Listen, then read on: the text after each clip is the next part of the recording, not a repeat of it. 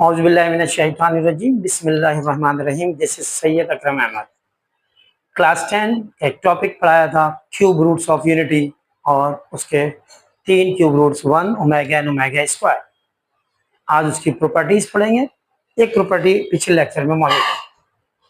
Property number 1 था कि किसी भी कॉम्प्लेक्स रूट ऑफ यूनिटी का स्क्वायर किया जाए, यानी ओमेगा की वैल्यू का स्क्वायर किया जाए, ओमेगा स्क्वायर आ जाएगा।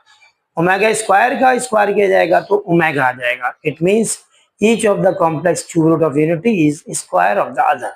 आज बाकी की प्रॉपर्टीज को प्रूव करेंगे। यहाँ पे एक प्रॉपर्टी है sum of all cube roots of unity या sum of 3 cube roots of unity is 0। Omega की वैल्यू रख दी यहाँ पे -1 plus √3 iota and omega square की value -1 minus √3 iota upon 2।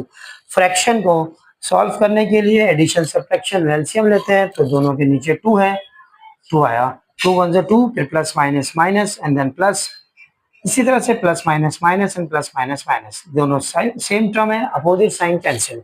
-1 and -1 becomes 2 and -2 becomes 0 and it is equal to 0।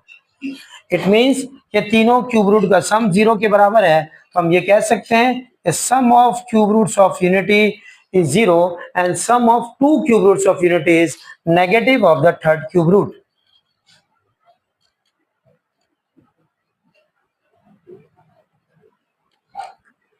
Now property number 3, product of 3 cube roots of unity is 1.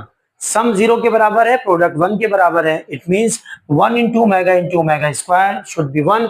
आप omega और omega square की value रखिए, formula बनेगा a plus B minus B का। मजीद simplify कीजिएगा तो यकीनन प्रोडक्ट 1 आ जाएगा। 4, each of the complex cube root of unity is reciprocal of the other.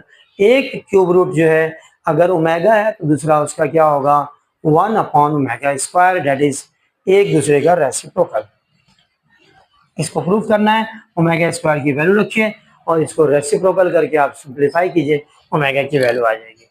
वरना आप इससे भी प्रूफ कर सकते हैं, omega into omega square into 1 it is equal to 1। So omega की वैल्यू आ गई 1 अपॉन ओमेगा स्क्वायर। ऐसे भी कर सकते हैं शॉर्ट ट्रिक में। Every integral power of omega cube is unity. Omega के ऊपर ऐसा नंबर है जिसकी पावर जो नंबर है 3 से डिविजिबल हो, 3 6 9 12 एंड सो ऑन, उसकी वैल्यू हमेशा 1 होगी। इसको भी प्रूव कर सकते हैं आप दो तरीके से। एक ओमेगा क्यूब की वैल्यू रखिए, यानी ओमेगा के ऊपर 3 पावर है तो ओमेगा की वैल्यू रख के उसका क्यूब करें।